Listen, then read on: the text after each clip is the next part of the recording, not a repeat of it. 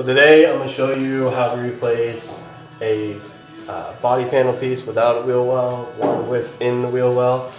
I got my pieces right here. This one's going to go there, this go here, vice versa. How I made this was I actually just had an old quarter panel piece I cut this out of.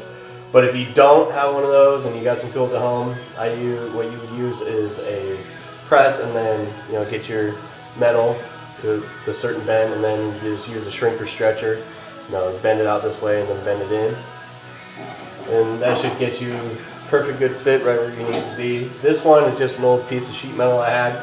I cut it out. I just got it to fit mostly in the inside right here. So what I'm going to do is I'm going to go back through and kind of grind a little bit more down so I got more places, area to weld. And what we'll do is we'll start from this side, work our way over so we can kind of get it beat in with the body hammers. It's not going to be perfect, so you're going to end up placing Bondo over this, but not too much, which is nice with this we'll bring in. And then this, you're going to try not to beat it as much. You want to get as close as you can. But what we'll do is we'll start in our corners, but we'll go 1, 2, 3, follow along. You want to push the heat one way so you keep it good. You might end up having to kind of knock this down a little bit, but try to beat on this piece, not on your panel. So get the corners in, get this locked, and then get it all locked in, and then you can start tackling it on. So I'll get these all tacked up there so we can see where to go from here, and then I'll show you why I got this on here for this piece. Alright, let's get started.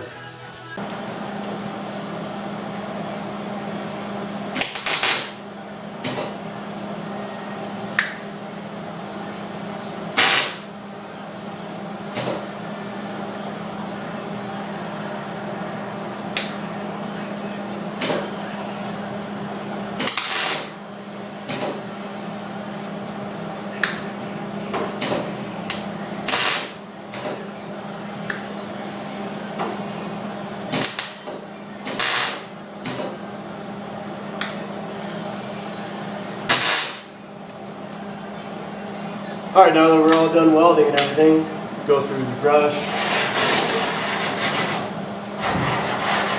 Get it all nice and clean. I just got done doing a light check, marked off spots that I needed. Alright, well, we're done for this. It's all welded up, good to go. Alright, I'll show you here what it looks like. So this is what she looks like, all cleaned up and welded on. Every piece, every corner, not one pinhole. So that's it for this.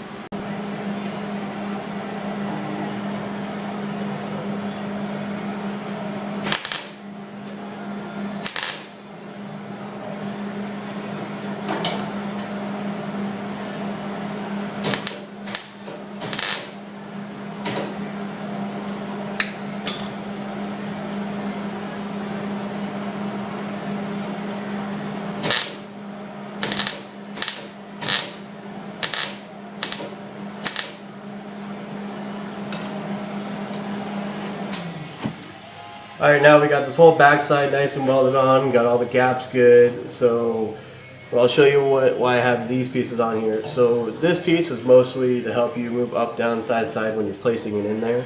And another good thing it comes out to be after you got your welds put in. So when you feel along the side right here, it'll be either too far in, too far out, so you can push, pull, maneuver around to where you get the backside pretty flush with it, not too much of a step. And you do the same thing down here. And for the middle piece, because there's so much area that it can go in and out of, I put a middle piece in on this one and they pull it to get it where it needs to be, and vice versa. And it just really works good to manipulate your piece around. So we're all done. My pieces I had welded on here worked really great to help manipulate this back and forth and side to side to help flush it all up. So everything sits really nicely. It's going to take a little bit of Bondo, but I knew that already coming into this because it was just a at-home made little piece. So yeah, I'll show you here in a second what these two look like, halfway grounded down, halfway not. Alright. Alright, so here's what she looks like, all grinded down right here. So I just went on one side and just lightly kept grinding it all down, get all nice. And you'll see there's little tiny pinholes here and there and stuff like that.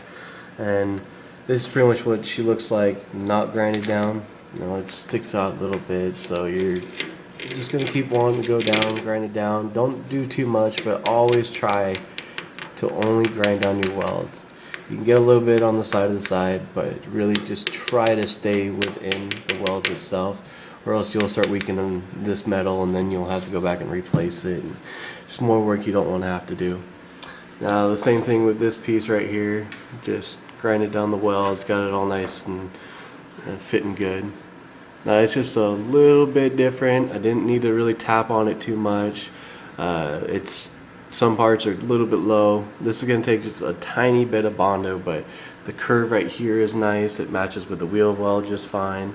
And that was the other thing we needed to match. And everything just fits really good. So I'm really happy with these. I'm not going to have to do too much.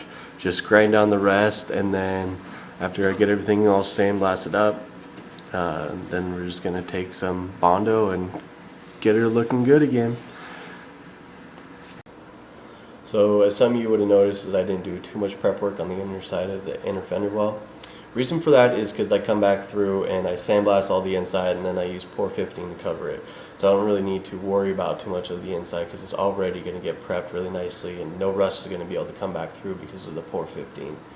So I hope you learned something today. I hope I answered all questions for this. If you do have any questions or comments or see something that's out of place, let me know in the comments. And if there's any videos or something that you're stuck on that you want some help with, let me know. And I hope I helped you out. Alright, till next time.